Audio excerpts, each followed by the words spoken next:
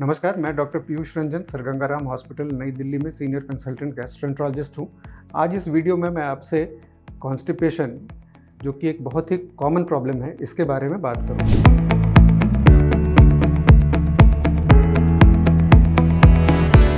Constipation यानी कब्ज़, अलग अलग लोग इसको अलग अलग ढंग से इसका इंटरप्रिटेशन होता है, बट सबसे कॉमन चीज़ होता है कॉन्स्टिपेशन में या तो मोशन यानी लैट्रिन हर दिन नहीं आना, या हार्ड स्टूल्स आना, या बार बार मोशन पास करने पर भी, बार बार लैट्रिन जाने पर भी ऐसा लगे कि पेट पूरी तरह से साफ नहीं हुआ है। आमतौर पे ये 3 मोटे ग्रुप्स होते हैं जो लोग कॉन्स्टिपेशन की शिकायत जिसको समझते हैं। कॉन्स्टिपेशन यूजुअली लार्ज इंटेस्टाइन यानी बड़ी आंत में होने वाली प्रॉब्लम से होती है, और कॉन्स्टिपेशन का सबसे कॉमन कारण हमारी डे टू डे लाइफ में इरेगुलरिटी, खाने पीने की गड़बड़ी, पानी की कमी, lack of sleep, lack of exercise, ये होती है। ये सिंपल कॉन्स्टिपेशन होता है, और इसमें जनरली यंग लोगों में, जो कि डे टू डे जिनका रूटीन गड़बड़ है, जो लेट खाना खाते हैं, एडिक्वेट क्वांटिटी में पानी नहीं पीते हैं, और सिंपल इंटरवेंशन के ज़रिए या सिंपल लैक्सेटिव्स के ज़रिए इसका ट्रीटमेंट हो सकता है। ऐसे पेशेंट्स में जनरली स्टूल में ब्लड आना, वेट कम होना, ऐसे सिम्टम्स नहीं होते हैं। कॉन्स्टिपेशन एक डेंजरस सिम्टम तब बन जाता है जब लैट्रिन के साथ ब्लड आता हो, आपका वेट कम हो रहा हो, या पेट में बहुत ज़्यादा दर्द हो रहा हो। ऐसी हालत में ये लार्ज इंटेस्टाइन में होने वाली सीरियस बीमारियों के कारण हो सकता है। वैसे देखा जाए तो लैट्रिन के साथ ब्लड आना, हेमरॉइड्स यानी पाइल्स इसका सबसे कॉमन कारण होता है, बट इस हालत में आपको जनरली खून की कमी, वेट लॉस, ये चीज़ें नहीं होंगी। एल्डरली लोगों में यानी कि ज़्यादा उम्र, आमतौर पे 45-50 साल से ज़्यादा की उम्र में अगर काफ़ी शॉर्ट ड्यूरेशन से ये सिम्टम हो, तो ज़्यादातर ये चीज़ कोलन में कैंसर का इंडिकेटर होती है। दूसरी बीमारियां जैसे colonic polyp, solitary rectal ulcer, उसमें भी इस तरह के सिम्टम होते हैं, पर हमें सबसे ज़्यादा चिंता ऐसी हालत में आंतों का कैंसर के कारण होती है। कोलोनोस्कोपी यानी कि लैट्रिन के रास्ते एंडोस्कोपी के ज़रिए लार्ज इंटेस्टाइन को देखना एक सिंपल प्रक्रिया है, जिसके ज़रिए बड़ी आंत में होने वाली सारी बीमारियों को आसानी से डायग्नोज किया जा सकता है।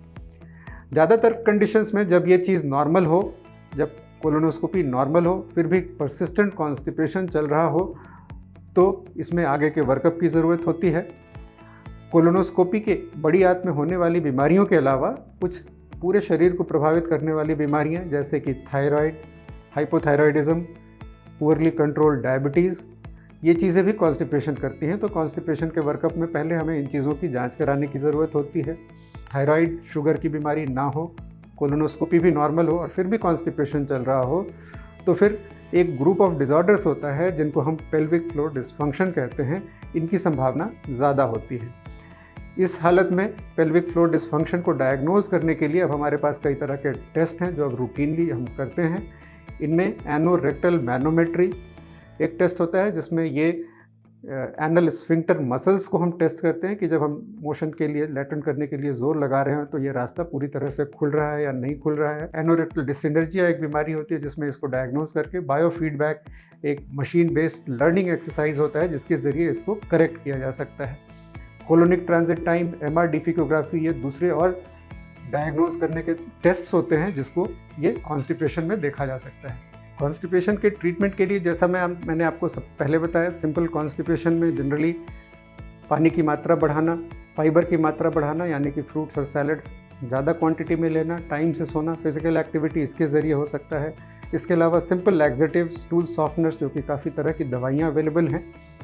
और अब काफ़ी सारी दवाइयाँ आंतों के सिक्रीशंस को बढ़ाने के लिए, आंतों के मूवमेंट को बढ़ाने के लिए काफ़ी नई दवाइयाँ उपलब्ध हैं, और निकट भविष्य में और बेहतर दवाइयाँ आने की उम्मीद है।